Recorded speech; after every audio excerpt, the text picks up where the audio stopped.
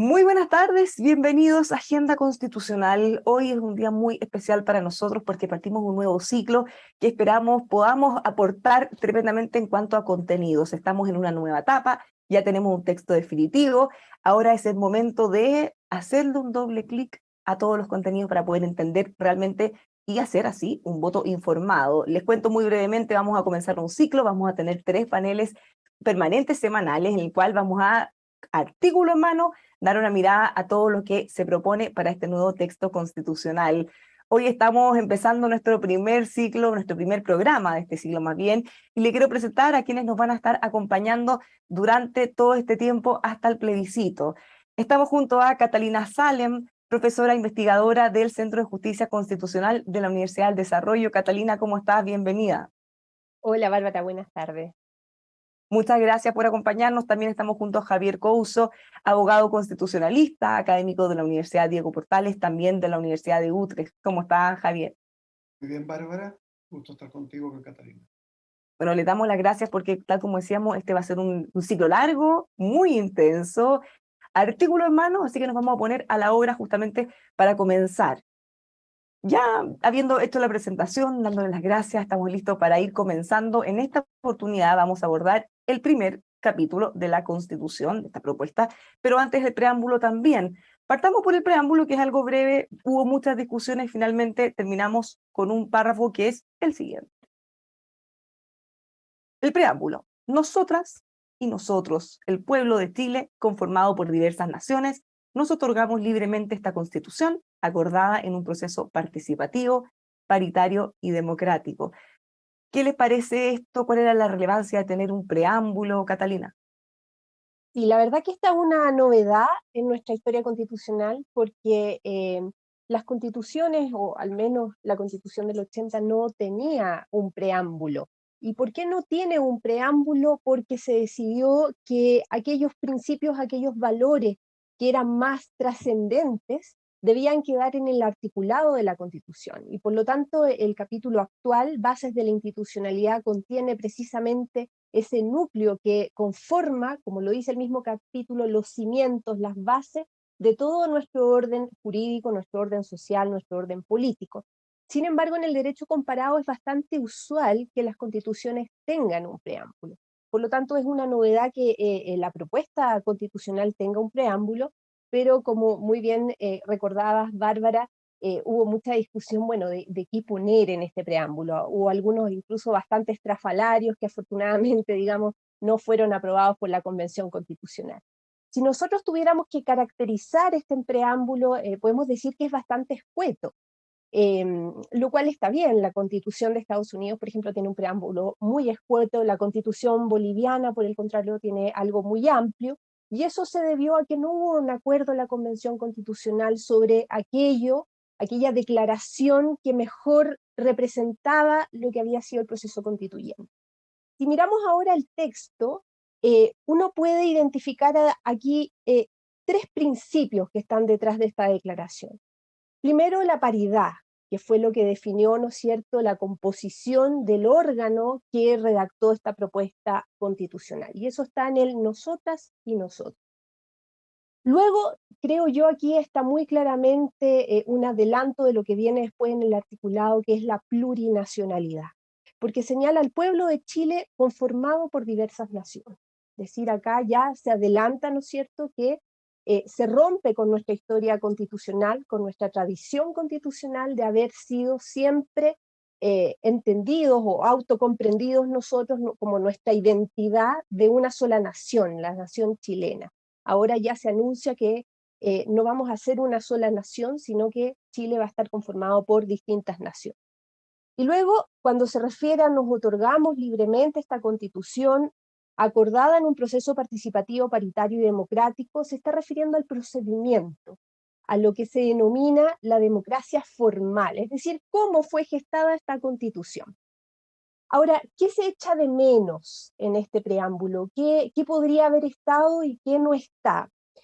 Primero, yo creo que está ausente el acuerdo que se adoptó el 15 de noviembre del año 2022. Y ese acuerdo expresamente mandataba a la Convención Constitucional a buscar la paz y la justicia social. Creo que la justicia social, la Convención sí se hizo cargo en el articulado de la Constitución cuando después empecemos a analizar los derechos sociales, pero la paz. Y eso es lo que hoy día, ¿no es cierto?, en el debate público se ha hecho ver por distintas personas, entre ellos el expresidente Ricardo Lagos, que quizás en el mismo preámbulo se esperaba un llamado a la unidad, un llamado a la paz, que era tan necesaria, ¿no es cierto?, después de los graves hechos de violencia que ocurrieron en octubre de 2019. Entonces, creo que esa ausencia marca también un poco el contenido de la Constitución. Javier, ¿cómo ve el preámbulo? A ver, estoy de acuerdo con Catalina que es algo que es electivo, opcional, podríamos decir, dentro del derecho comparado.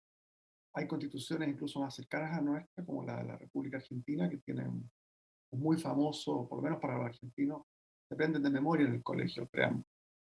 Y como yo viví un tiempo de chico en Buenos Aires, me lo sé de memoria, entonces sabía de esto los preámbulos, pero diría que en general los preámbulos, solo en el caso de la Constitución de Francia en 1958 jugó un rol relevante, porque esa carta no tenía carta de derechos. O sea, esa constitución originalmente no la tenía. Y lo que hizo el Consejo Constitucional francés, algo así como equivalente a la Corte Constitucional, fue jurisprudencialmente declarar que iba a entender que había una Carta de Derechos Fundamentales basada en la Declaración del Hombre y del Ciudadano de 1789, un preámbulo, que era una constitución del año 1948, según recuerdo.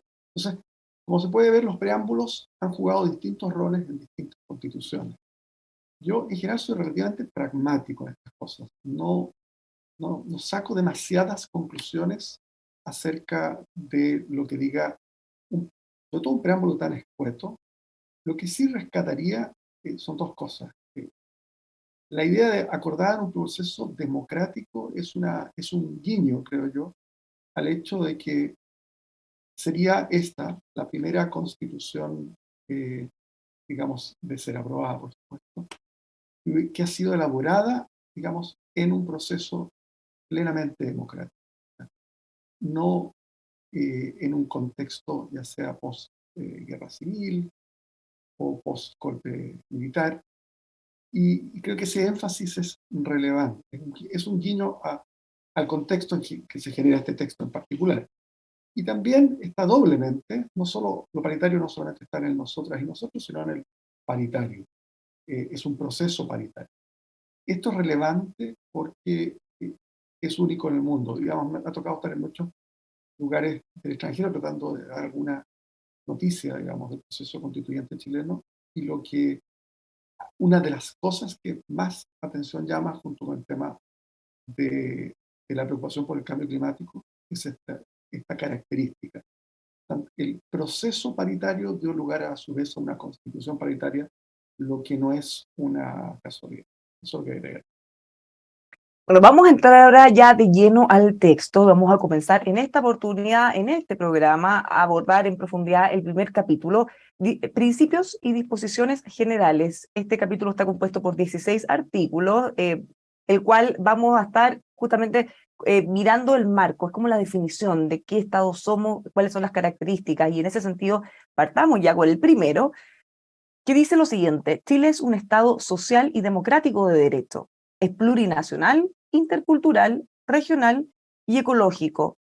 Dentro de del desarrollo que tiene este artículo también se señala que se constituye como una república solidaria, su democracia es inclusiva y paritaria, reconoce como valores intrínsecos e irrenunciables la dignidad, libertad, igualdad sustantiva de los seres humanos y su relación indisoluble con la naturaleza, y posteriormente se refiere a la protección y garantía de los derechos humanos individuales y colectivos.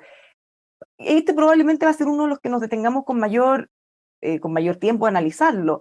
Un Estado social de derecho, ¿a qué están apuntando con esto, Javier? ¿Qué significa que Chile sea un Estado social y democrático de derecho? Y esta es un concepto acuñado a partir, diría, de la segunda mitad del siglo XX en Europa, aunque tiene antecedentes en México, en la Constitución Mexicana de 1917 y la Constitución del Weimar de 1921, que fueron las primeras llamadas constituciones sociales. Está acompañada de una idea que después tematizó el sociólogo Marshall en Inglaterra, la idea de que la ciudadanía ha tenido tres fases: una ciudadanía civil, básicamente heredera de la Revolución Francesa, que terminó con la estratificación de la ley, digamos, entre nobles y plebeyos, etc. Luego una ciudadanía política, que terminó con el voto censitario y dio la idea al voto universal al comienzo del siglo XX en las pocas democracias que había en el mundo.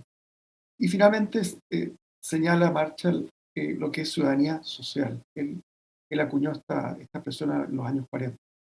Y a partir de ahí se fue elaborando dentro de la teoría constitucional la noción de un Estado social y democrático de derecho, que es un guiño también a la idea de que no basta con la igualdad formal o la igualdad política, formal ante la ley, digamos, o la igualdad política, sino que para que tenga significado, para que rinda, para que cunda la posibilidad de ejercer los derechos políticos, es importante que las personas tengan garantizado un mínimo de subsistencia.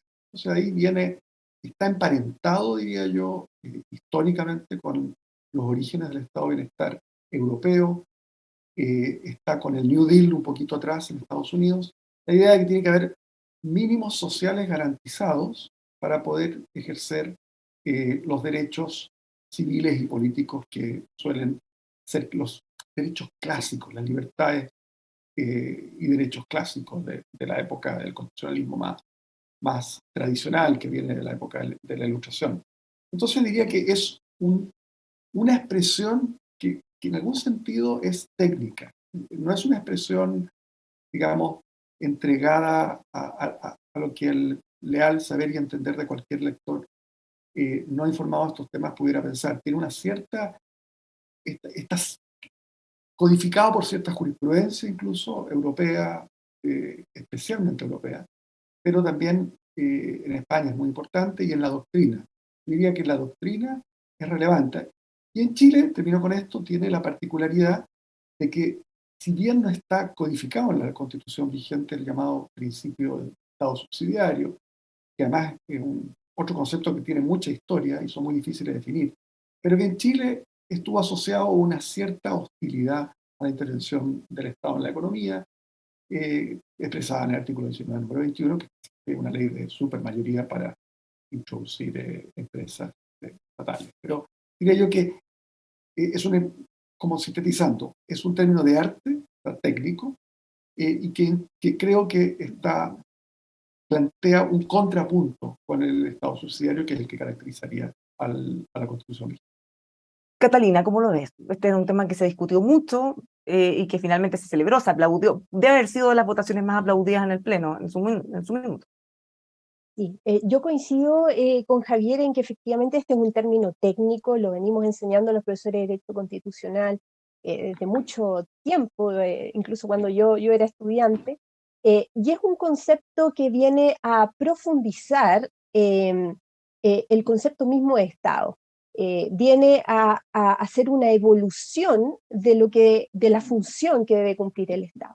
Yo sí tengo un matiz con Javier, y es que el Estado social, la novedad de este artículo primero, número 1 de la propuesta constitucional, es que constitucionaliza en el texto este principio, por así decirlo, pero no quiere decir que no haya existido en nuestro ordenamiento constitucional. Creo yo que el Estado social de derecho ha convivido incluso implícitamente en todas las democracias modernas. ¿Y cómo eso uno lo puede apreciar?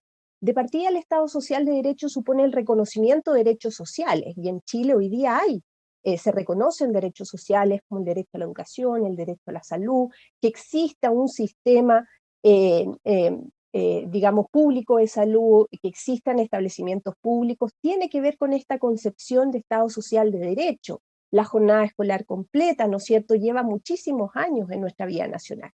Pero además, el concepto de Estado social de derecho significa o reconoce que la sociedad no se puede autorregular a sí misma, ¿no es cierto?, en oposición a un Estado plenamente liberal, que es aquel en que se afirma que la sociedad se puede autorregular, que basta simplemente que los privados se pongan de acuerdo para que la sociedad viva en armonía. Y eso después de la revolución industrial se dieron cuenta que no era así, que existieron muchos abusos en materia laboral, por ejemplo. Y en Chile hace muchos años nosotros tenemos mercados regulados, y eso es una manifestación del Estado Social de Derecho. El Estado Social de Derecho supone que nosotros, cuando vivimos en sociedad, tenemos un espacio vital que podemos dominar. Por ejemplo, ¿qué quiero comer yo? ¿Me gustan las ensaladas? ¿O en realidad no me gusta tener una dieta muy saludable? Eso yo lo controlo. Pero hay un ambiente, un espacio vital que domina mi vida que yo no puedo controlar. Por ejemplo, el transporte público. Por ejemplo, la luz eléctrica, internet, el agua potable. Y eso el Estado hoy día lo regula y los privados no tienen plena libertad para hacer lo que se les plazca. Cuando a mí me cortan la luz, una empresa eléctrica tiene que responder. No me puede fijar cualquier tarifa. Y ahí es una manifestación concreta del Estado social de derecho. Entonces creo yo que la novedad de esta norma es que se constitucionaliza algo que ya estaba presente, la ley del consumidor. Hoy día, ¿no es cierto?, cuando uno va a comprar tiene una serie de derechos que le reconoce la ley, porque en el Estado Social de Derecho se reconoce que a veces las partes que interactúan están en desigualdad de condiciones. Un trabajador está en desigualdad de condiciones que su empleador. Entonces ahí el Estado interviene. El Código del Trabajo, ¿no es cierto?, establece ciertas normas irrenunciables para el trabajador que él no puede entrar a negociar con su empleador. Y eso tiene que ver con esta manifestación del Estado Social de Derecho. Entonces es positivo que se constitucionalice algo que en realidad ya existe. Y así también lo han entendido los tribunales de justicia. Por ejemplo, la Corte Suprema, cuando reconoce que se deben pagar medicamentos de alto costo, o el Tribunal Constitucional cuando intervino en materia de ley de ISAPRE señalando que un contrato de salud es más que un contrato de seguro, sino que es un contrato que apunta precisamente a proteger el derecho a la salud. Javier, ¿quería agregar algo o seguimos avanzando? Y a ver, yo creo que la narrativa de que implícitamente en Chile había algo del Estado Social y Democrático de Derecho tenía más asidero en la Constitución del 25 que en la del 80, particularmente pensando en esta hostilidad, insisto, a la intervención del Estado en la economía. Pensemos en la palabra waiver. Solo se menciona ese vocablo para prohibirlo al sector público. Y la del 25, en cambio, estaba robustamente consagrado. Entonces, si bien es cierto lo que plantea Catalina, en el sentido de que ha habido, digamos, hay vestigios del Estado Social y Democrático de Derecho ya desde la Constitución del 25, me parece a mí que esto es entiendo la, digamos, alegría que suscitó la aprobación de esta norma, que fue bastante transversal, fue de las cosas transversales que ocurrieron en la Convención, porque zanja, digamos, despeja. Es, digamos, como lo decía Catalina, artículo 1, número 1. Es como, y primera frase además. Entonces, me parece que en ese sentido es una norma que es bienvenida y me parece que es bueno recordar que fue bastante transversal la votación. No tengo el número de convencionales en la memoria, pero creo recordar que fue bastante amplia, muy amplia la votación. Bueno, se rechazó la primera vez, que una escoba, porque venía en un marco de otras normas y finalmente después la aprobaron. Lo recuerdo porque lo discutimos con hartos convencionales en su minuto. Catalina, ¿quiere agregar algo o avanzamos al artículo 2?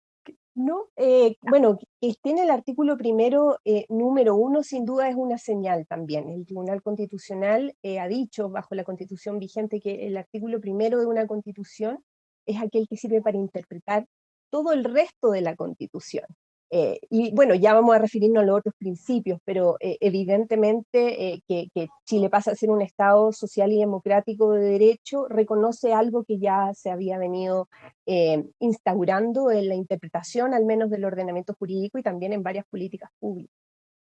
No detuvimos harto tiempo en este porque era uno, tal como dicen ustedes, el uno del uno, de lo más relevante, pero por cuestión de tiempo vamos a tratar de ir un poquito más rápido. El segundo artículo, la soberanía reside en el pueblo de Chile, conformado por diversas naciones.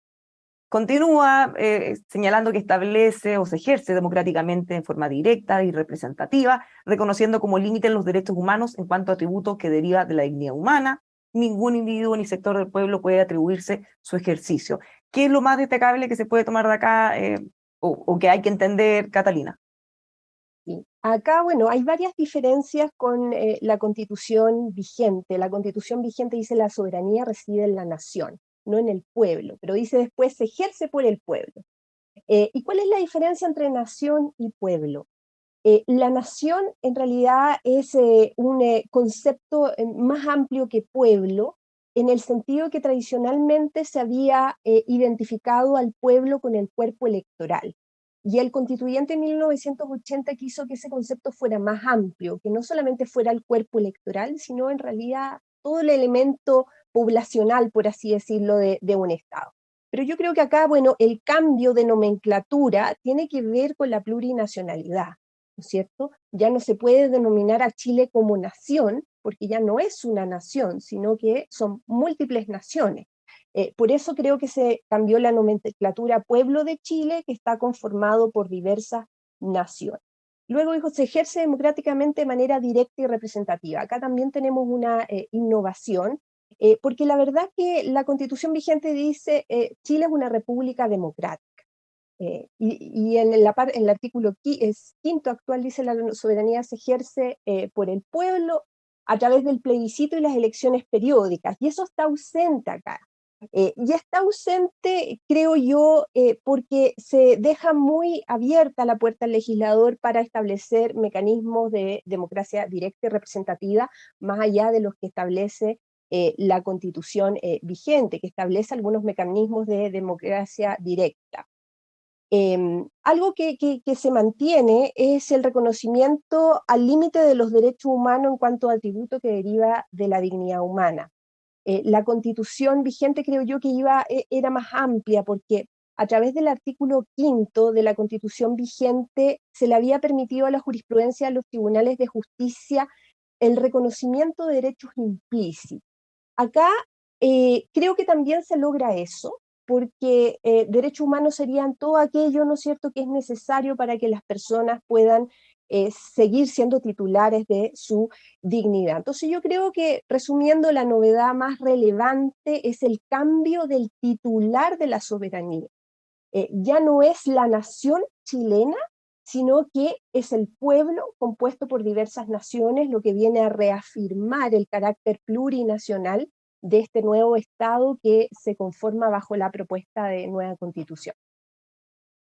Javier, para ir también agregando otros artículos que vienen posteriormente, Chile reconoce la coexistencia de diversos pueblos y naciones en el marco de la unidad del Estado, que era algo lo que estaba mencionando Catalina. Sí, a ver, ahí yo tengo algo que complementar a lo que decía Catalina y que tiene que ver con lo siguiente. Me parece a mí que la soberanía residiendo en el pueblo es una cuestión que tiene una raigambre, podríamos decir, de la Ilustración. De hecho, la idea de el preámbulo de la Constitución de los Estados Unidos, We the People, nosotros el pueblo, es una expresión de aquello. No es la primera constitución en castellano que se refiere a que la soberanía reside en el pueblo. Alguna literatura planteaba que radicar la soberanía en la nación se habría prestado para que, como en alguna lectura de la actual constitución, de la vigente, se plantea que es ejercida, digamos, reside en la nación, pero ejercida o por el pueblo o por las autoridades que esta constitución establece. Cuando lo que permitiría, por decirlo así, que eh, no necesariamente el pueblo siempre estuviera ejerciendo soberanía, lo que le hace ruido a algunas personas. Pero es bastante estándar decir, el derecho comparado, que la soberanía resida en el pueblo, por lo menos en una sociedad democrática. En alguna que no lo fuera, podría residir en el partido, estoy pensando en un país que tenga partido único, como en China, pero en general la idea de que haya de la soberanía resida en el pueblo es esencial, está en la más profunda tradición democrático-republicana. Diría también, efectivamente se consagra el plurinacionalismo, venía en el artículo 1, número 1, pero después del Estado Social y Democrático de Derecho. Ahí creo que estamos ante un concepto que, como se discutió bastante durante digamos, el debate constituyente, es un concepto novedoso, pero que, como lo ha planteado Bill Kimlicka, que es probablemente la persona que más ha estudiado las sociedades eh, plurinacionales, en un libro bastante reciente, se llama democracia liberal y Estado plurinacional. Y bajo esa denominación no solo se involucra, eso es lo interesante, creo yo, por lo menos para que se informe, incluye efectivamente a Bolivia como un ejemplo de Estado plurinacional, tímlicas canadienses, pero agrega a Canadá, a Bélgica, a Suiza, a países que tienen, por decirlo así, naciones indígenas y que vienen de otras, de distintas naciones que se integraron en un Estado. Estaba pensando en el caso particularmente de Suiza, donde había, por decirlo así, tradiciones culturales, lingüísticas también, que se unen en un solo Estado, democrático en este caso, liberal, pero que está integrado por distintas naciones. Es probablemente el que va a suscitar mayor jurisprudencia por ser un concepto relativamente nuevo. Esto ocurrió bastante con conceptos que no existían tradicionalmente en el constitucionalismo y que fueron incorporados. Estoy pensando en el desarrollo jurisprudencial que hizo la Corte Federal Alemana del concepto de dignidad. La dignidad, si bien es una palabra muy antigua, que se remonta a la antigüedad clásica, sin embargo, constitucionalmente fue por primera vez positivizada en la Constitución del año 49, la Ley Fundamental de Bonn, y por tanto dio lugar a mucha detallamiento jurisprudencial. Así que yo esperaría, de aprobarse esta Constitución, que probablemente donde mayor desarrollo jurisprudencial va a haber va a ser en este concepto. Catalina, y retomo el artículo 5 que había mencionado porque probablemente esta es de las cosas más relevantes que vamos a conversar hoy también. Chile reconoce la coexistencia de diversos pueblos y naciones en el marco de la unidad del Estado, especifica también quiénes son pueblos y naciones indígenas preexistentes, señala cuáles son los pueblos y cuáles son los deberes del Estado. ¿Qué se está proponiendo con este artículo que implica que Chile reconozca la coexistencia de diversos pueblos y naciones en concreto? Y bueno, esto, yo creo que aquí ya en esta parte del primer capítulo se empiezan a particularizar lo que se ha denominado algunas de las identidades que estuvieron presentes en la Convención Constitucional. Y uno de esos grupos identitarios y étnicos fueron los pueblos originarios. Entonces acá quedó plasmada, digamos, específicamente ese reconocimiento que ellos han denominado como una deuda histórica, para que quedara plasmado en la Constitución. Ahora, desde el punto de vista de cómo se va a interpretar esta norma jurídica, hay varios conceptos novedosos, por lo menos para mí, puede ser que ya se hayan desarrollado en otros ordenamientos, como en Bolivia, Ecuador, que también reconocen principios similares. La diferencia entre pueblo y nación. Pues dice pueblos y naciones en el marco de la unidad del Estado. Bueno, ¿cuál es la diferencia entre pueblos y naciones? Algo que siempre me he preguntado a lo largo del proceso constituyente. Si uno se va a los conceptos clásicos de nación, por ejemplo, la nación, una de sus características principales es la idea fuerza para la conformación de un Estado. Es decir, una nación lo que busca, a diferencia de un pueblo, es una organización política. Entonces, yo me pregunto, tengo la duda, no tengo una respuesta acá, si van a haber pueblos que a lo mejor no van a querer dotarse de una organización política, y van a haber naciones preexistentes que sí van a querer dotarse de una organización política. Y luego a continuación se señala cuáles son esos pueblos y naciones indígenas preexistentes, y hay una segunda cuestión que me llama la atención, después de nombrar, ¿no es cierto?, cuáles serían esos pueblos preexistentes, dice, y otros que puedan ser reconocidos en la forma que establezca la ley. Y acá la interpretación que yo puedo hacer, bueno, entonces hay pueblos preexistentes al Estado que todavía no conocemos, lo cual resulta un poco imposible, dado que, ¿no es cierto?, hoy día prácticamente el Estado sabe perfectamente quiénes son cada uno de sus habitantes, nosotros tenemos cédulas de identidad, en fin. Entonces me llama la atención si esto va a ser un concepto evolutivo, es decir, que el día de mañana algunos grupos podrían dotarse de una especie de diferenciación en base a etnia que se solicite que se reconozca la ley. Eso no me queda claro, porque si son preexistentes al Estado deberíamos saber cuáles son esos pueblos y naciones. Si la ley puede reconocer unos nuevos es porque ya existían y no están siendo reconocidos. Pero es una duda que me queda respecto del artículo 5. Y en el número 3 del artículo 5 viene la consecuencia de ese reconocimiento que hace el Estado a estos pueblos y naciones preexistentes, que es permitirles su autodeterminación. Es decir, permitir a ellos mismos gobernarse. Y eso se ve manifestado, lo vamos a ver, ¿cierto?, en las próximas sesiones, en el pluralismo jurídico, por ejemplo, que pueden tener sus propios sistemas de justicia, pueden elegir a sus propias autoridades, pueden gobernar sus propios territorios. Eh, y creo que esto sin duda va a generar algún tipo de conflicto, es decir, cuando es inevitable, no lo estoy diciendo como algo positivo o negativo, pero sin duda cuando hemos tenido una tradición de un Estado unitario, donde a todos se nos ha aplicado un mismo sistema jurídico, a todos, ¿no es cierto?, hemos estado sometidos a un mismo centro de poder, sin duda cuando se abren nuevos espacios, eso va a generar no solamente conflictos jurídicos, que eso está muy claro que lo va a solucionar la Corte Constitucional en algunas materias, la Corte Suprema en otras, pero también político, porque van a tener que fijarse los territorios en los cuales se van a crear estas autonomías, ¿no es cierto?, indígenas, cómo se van a determinar sus sistemas de justicia, y eso todo es algo que habilita y se habilita desde este artículo 5 que está en el capítulo 1 de la Constitución.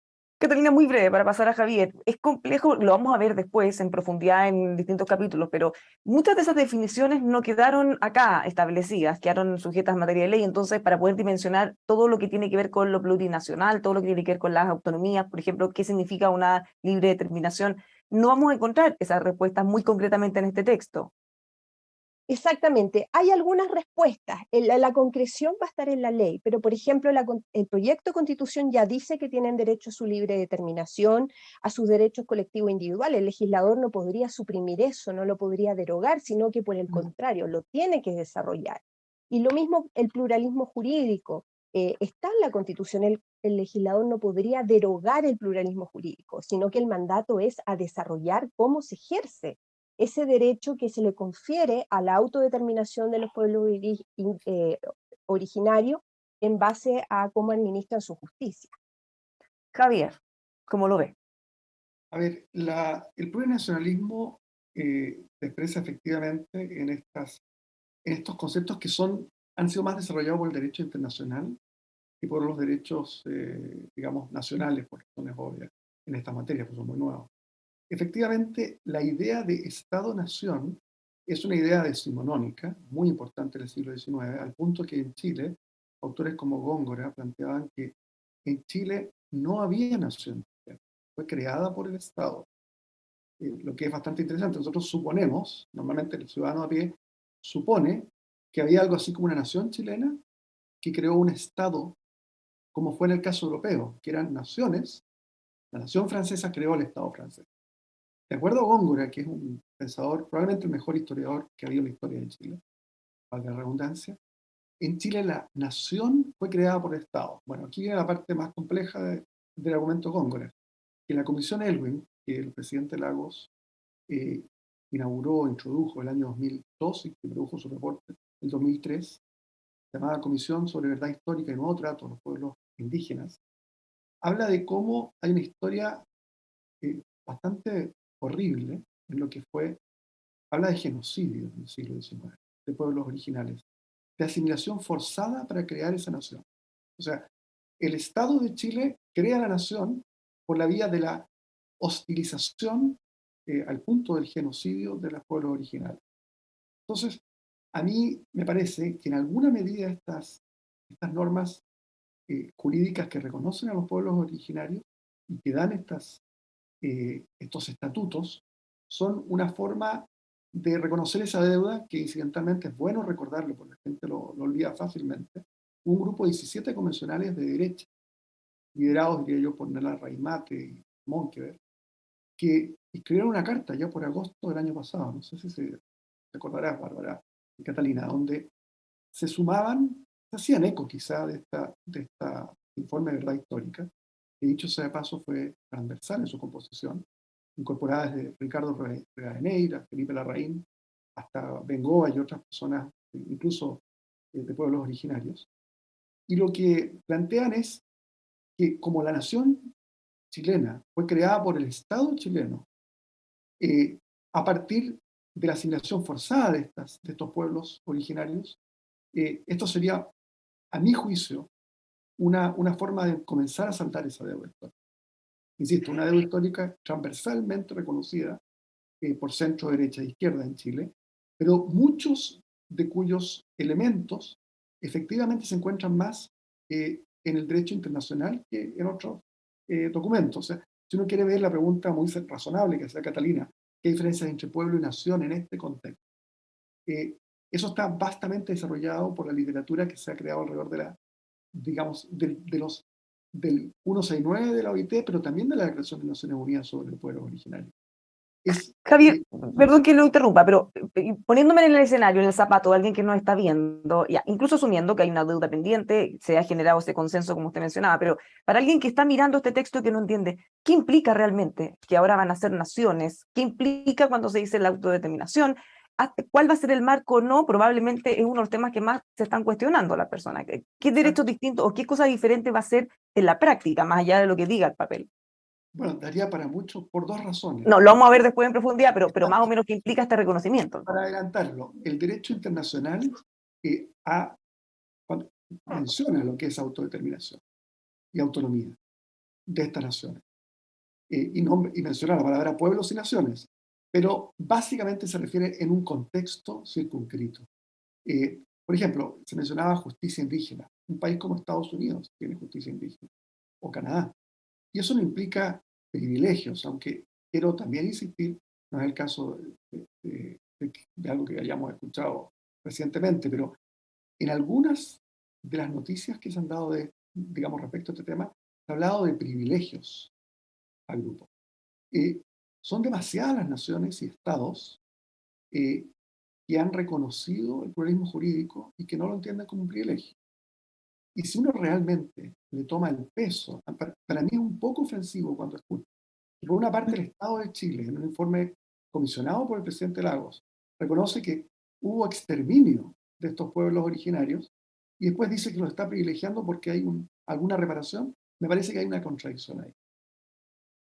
Catalina, ¿algo más que agregar para seguir? Sí, bueno, es que es un tema muy discutido, hay toda, como ahí dicho el profesor Javier Couso, hay toda una doctrina sobre, ¿no es cierto?, el decolonialismo, esto de volver a una fase anterior a la colonia, y por otra parte también hay otros autores que dicen, bueno, Chile nunca fue colonia, fue reino, y todos éramos súbditos de un rey, chileno o indígena. Entonces, es una discusión que es muy política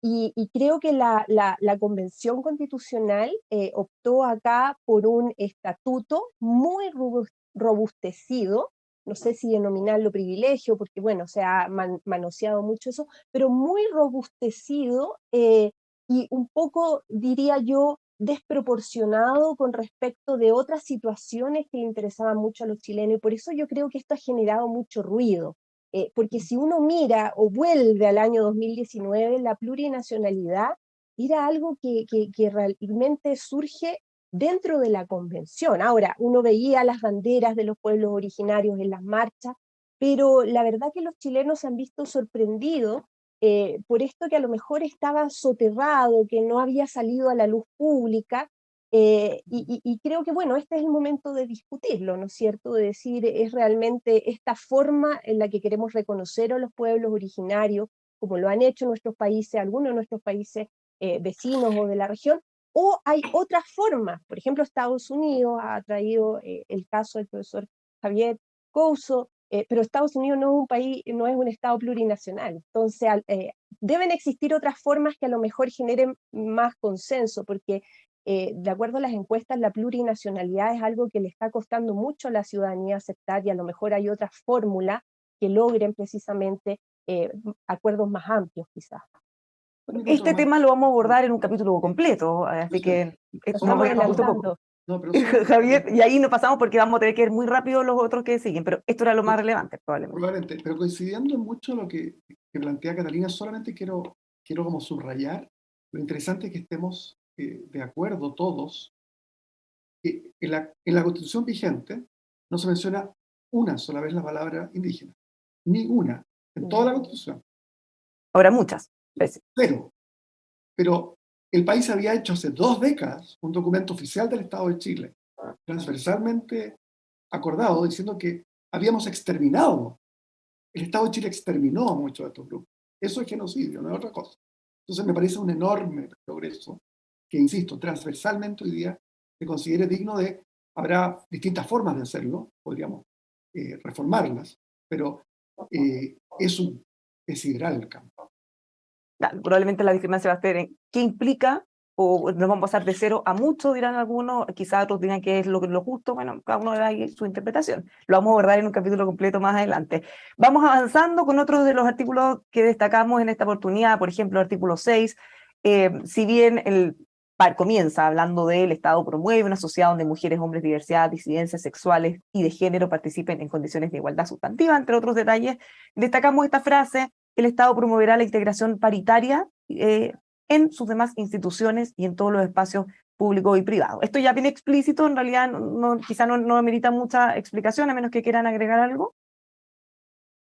No, es que, bueno, en los espacios privados uno dirá por qué el Estado debe involucrarse en los espacios privados, pero yo creo, interpretando de buena fe la norma, que se refiere a políticas públicas, como por ejemplo lo fue la política o la ley que permitió el postnatal parental, ¿no es cierto? Se refiere más que nada a políticas públicas, porque no sería prudente que el Estado comenzara a intervenir los espacios en los cuales se desarrolla propiamente la sociedad civil. Así que creo que la parte que dice espacios privados se refiere más bien a políticas públicas. Pero para tranquilizar ahí a la audiencia y compatible con lo que acaba de decir Catalina, es que efectivamente la palabra promover tiene un significado bastante técnico también. Es Promover, justamente, no obligar, es distinto. exacto, Claro. esto es muy común en Estados Unidos, ha ocurrido con lo que es affirmative action, que es la idea de discriminación positiva a mujeres y otros grupos, donde el Estado federal hay cierto financiamiento al cual solo puede acceder el sector privado en la medida que tenga estas políticas. Entonces, ahí vemos un ejemplo muy concreto de cómo se puede promover, sin obligar. Continuamos. Otro artículo destacable, lo vemos en pantalla. Artículo 7, Chile está conformado por entidades territoriales autónomas y territorios especiales en un marco de equidad y solidaridad, preservando la unidad e integridad del Estado. ¿Qué podemos destacar de este artículo, Javier? Bueno, esto es una otra, digamos, expresión de la idea de Estado plurinacional, básicamente, pero también del Estado regional. Como estamos en los principios y disposiciones generales, es normal que los artículos se refieran a distintos ámbitos de lo que es el proyecto constitucional. Entonces, esto tiene especial relevancia para el Estado regional, diría yo, y también para lo que es el Estado plurinacional. Uno de los desafíos acá, y que va a ser, por eso es que creo que fue Amaya Alves, la coordinadora del Estado regional, estaba muy consciente, decía, que probablemente es la que va a tomar más tiempo atar los cabos sueltos a nivel legal. En Sudáfrica se hizo, tomó tiempo también, porque fue un ejemplo muy concreto, yo creo que para la audiencia va a ser muy claro. ¿Cómo hacemos para que dentro de una misma provincia, o primero región, luego hay una comuna y luego hay una autonomía territorial indígena? Están en el mismo lugar físico, pero cómo es que las jurisdicciones de las distintas autoridades por decirlo así, ensamblan? Fue algo que en Sudáfrica tomó tiempo. Se logró. Las personas que son más catastrofistas, estoy pensando en algunas comentaristas que han dicho que esto implica la fragmentación final del Estado, han dicho que es imposible. El caso sudafricano ha demostrado que se puede. Toma tiempo y sobre todo, en esto la Constitución quedó bastante entregada a la ley, la forma en que se va a articular estos 3 niveles. Catalina, ¿algo que agregar o una visión distinta? Sí, bueno, yo creo que acá no estoy segura, digamos, no estuve en la Convención Constitucional, pero un ejemplo que tenemos en el derecho comparado es el caso español, que creó una tercera vía, por así decirlo, entre el Estado unitario y el Estado federal. En la práctica, ¿qué ha sucedido en España? Que España cada vez es menos Estado unitario, a pesar de que su su constitución declara que es un Estado unitario, igual que lo hace la propuesta constitucional, pero en la práctica las autonomías han ido, digamos, generando una profundización de estos estados regionales y ha generado muchos, digamos, roces, conflictos con el Estado central. Y eso ha generado, digamos, incluso problemas de secesión, como el caso de Cataluña. No sé si va a suceder en Chile, a lo mejor no a nivel regional, pero quizás las mismas naciones preexistentes estiman que requieren mayores grados de autonomía que una región, y eso, bueno, es ficción en este momento, no sabemos si va a ser así, pero es un problema, digamos, que si uno mira a otros lugares sí ha sucedido. Continuamos, nos queda muy poquito tiempo, todavía hay varios artículos que ir mencionando. Artículo 10, el Estado reconoce y protege a las familias en sus diversas formas, expresiones y modos de vida, sin restringirlas a vínculos exclusivamente filiativos o consanguíneos, y les garantiza una vida digna. ¿A qué apunta esta norma, Catalina? Yo creo que esta norma es una manifestación del Estado social de derecho, pero creo que no tiene ningún significado político, por así decirlo. ¿En qué sentido? Obviamente tiene un significado político en que se reconocen unas formas de familia que eh, no se habían reconocido previamente, que es lo que marca, ¿no es cierto?, todo el texto del proyecto de nueva Constitución. Acá hay claramente un mandato al Estado de resguardar a las familias, de proveerle, ¿no es cierto?, lo necesario para su sustento.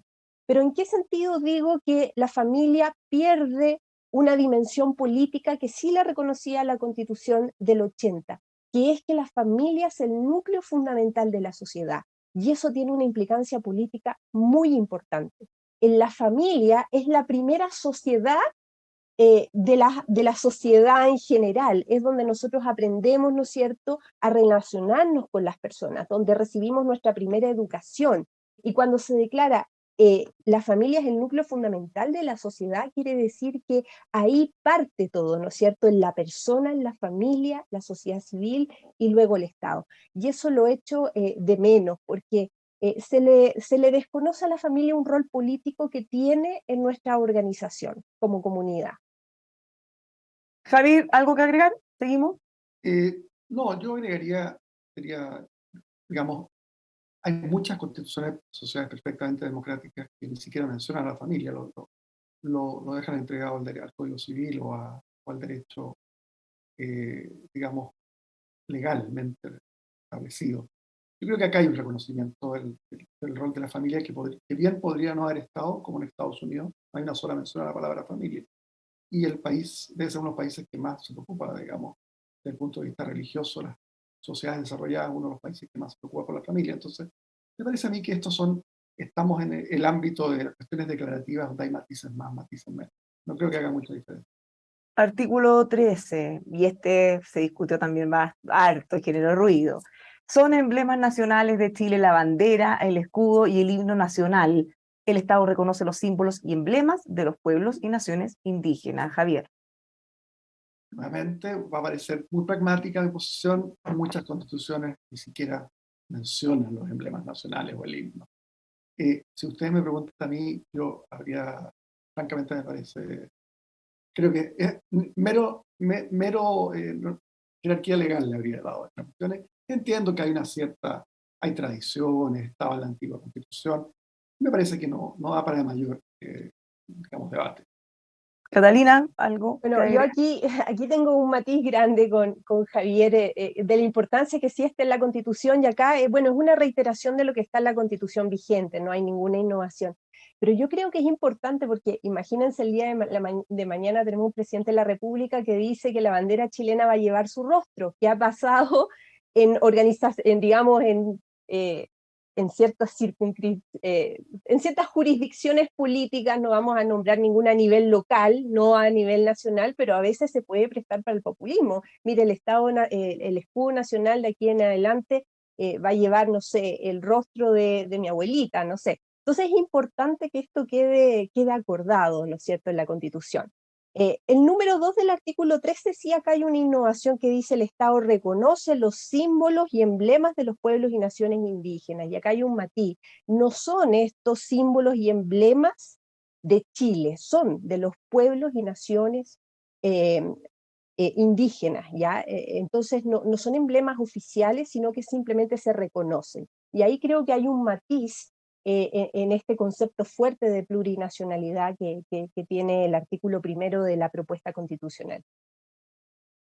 No, nada más para responder a Catalina. Yo insisto, uno mira, si uno cree, o sea, siempre como teoría de laboratorio, que esto es relevante, Bárbara y Catalina, porque puede darse para todas las normas de la Constitución.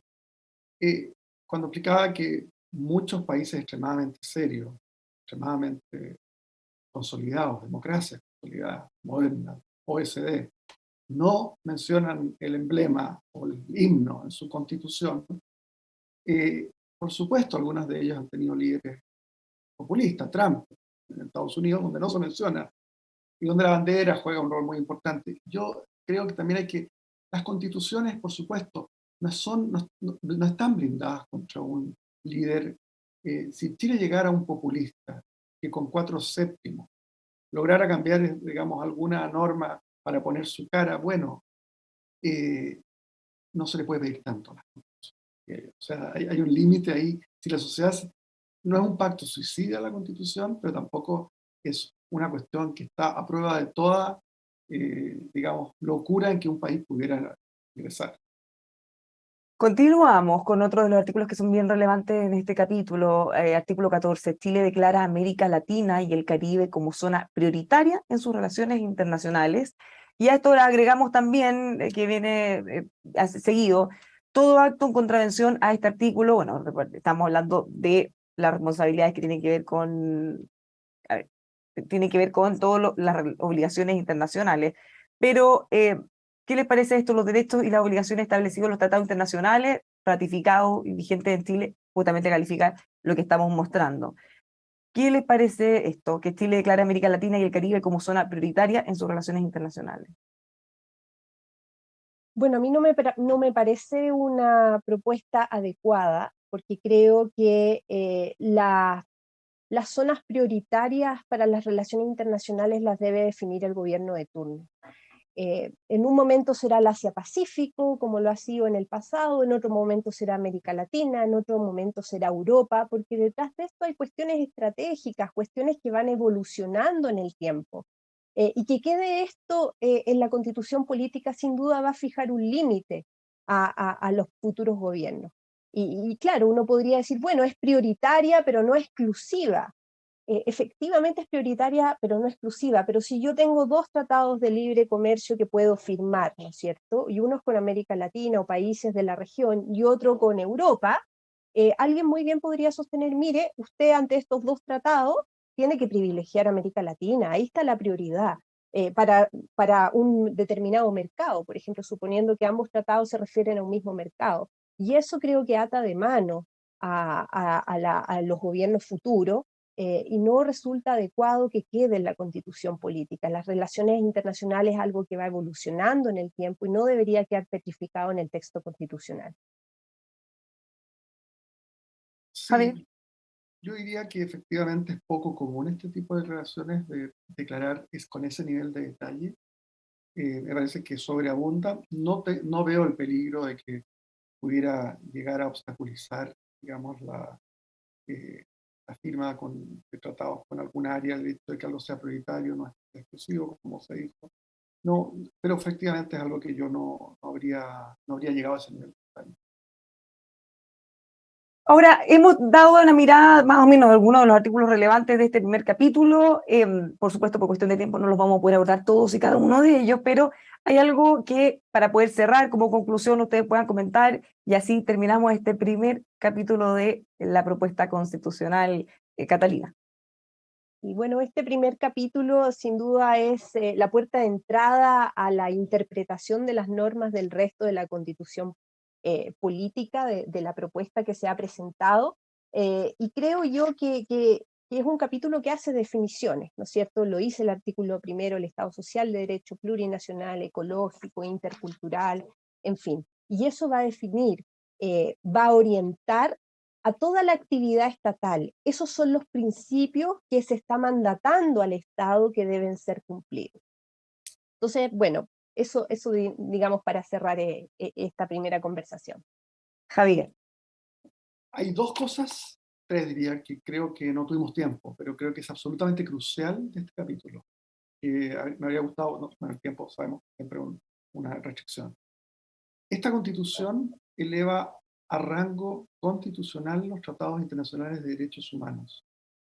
Esto es importante porque la doctrina llevaba décadas preguntándose. La jurisprudencia también.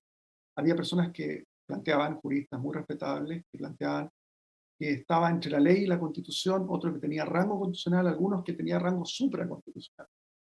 Y uno encontraba de todo en la jurisprudencia y en la doctrina. Acá se zanja eso. Tienen rango constitucional, son parte integral de la Constitución. Yo creo que eso da certeza jurídica y creo que es una respuesta adecuada y que, insisto, no estaba resuelta. Segunda cuestión, implícita en la actual Constitución vigente, pero es bueno que se explicite, es el principio de supremacía de la Constitución. Ese es un principio que todos los juristas consideramos crucial. Estaba implícito, insisto. Y tercera consideración, Bárbara, es que se ha dicho mucho por la gente que es muy crítica de este proyecto, de que es refundacional. Pero hay una cuestión muy técnica que no vimos, pero que para los abogados, Catalina lo tiene clarísimo, es crucial, diría casi el corazón de una constitución, de la tradición constitucional chilena, que es el Estado de Derecho. El Estado de Derecho, los artículos 6 y 7 de la actual Constitución, quedan plasmados también en este primer capítulo, de una manera similar y que me parece que es de las cuestiones que marcan continuidad, la sana continuidad, diría yo. Catalina, de estas tres cosas que no habíamos alcanzado a abordar, ¿alguna Sí, cosa que agregar?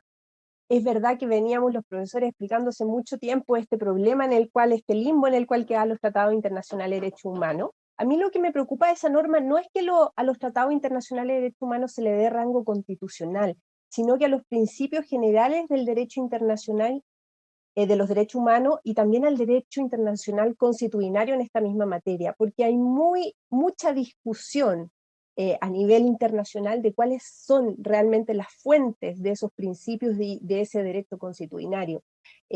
Así que creo que eso va a Catalina, generar... para entender, eso quiere decir, es distinto de lo que nosotros suscribimos y notificamos, distinto de Exacto. principios que estén establecidos Exacto, un internacionalmente. tratado internacional vigente y ratificado por Chile es algo en que el Estado, y además interviene el Congreso Nacional, prestó, por así decirlo, explicándolo muy fácil, su consentimiento y se vinculó internacionalmente. Pero los principios generales del derecho, el derecho internacional constitucionario, no ocurre ese mismo procedimiento ratificatorio, sino que son cuestiones que se van desarrollando en el tiempo, por las cortes internacionales, por determinados organismos internacionales, pero no hay una vinculación de la voluntad del Estado, digamos, directa, sino que es más bien indirecta en el sentido que se pertenece a un sistema internacional de derechos humanos específicos. Y respecto a la supremacía constitucional, efectivamente acá se reitera, se refunda en un solo artículo los artículos 6 y 7 de la Constitución vigente, pero con una novedad que acá se especifica que ninguna persona, ¿no es cierto?, ni grupo de personas, civiles o militares, puede atribuirse otra autoridad, competencia o derechos. Civiles o militares es algo nuevo que yo creo que tiene que ver quizás con nuestro pasado reciente, pero que la Constitución vigente no estaba y aún así nunca se desbordó, digamos, ese Estado de Derecho. Y una última cosa, Bárbara, y con esto sí termino, echo de menos algo importante en este capítulo que está en la Constitución vigente y desconozco por qué se omitió, que es la referencia al terrorismo como esencialmente contrario a los derechos humanos. Desconozco por qué se omitió esa norma tan trascendental para cualquier democracia. Se discutió harto también eso en su minuto. Catalina, Javier, les quiero dar las gracias. Es súper complejo el esfuerzo que estamos haciendo respecto a cómo ir abordando de la forma más fácil, más clara posible, pero les quiero agradecer que hayan estado con nosotros y por supuesto nos encontramos en los próximos días. Gusto saludarla. Muchas gracias a los dos Javier. y a todos los que nos han invitados para el próximo capítulo. Vamos a comenzar a abordar en profundidad derechos fundamentales. Muchas gracias por acompañarnos. Siga informándose con nosotros aquí en emol.com.